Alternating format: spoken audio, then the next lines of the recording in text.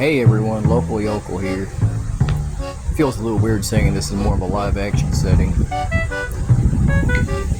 Y'all know what that is? I hope so. It goes by many names, I'm sure.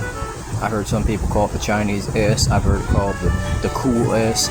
But it's a good chance you've done this back in the middle of high school. But for those of you who haven't and still want to know how to do that, that's about the easiest thing on the planet. And I'm going to show you here with this little piece of chalk.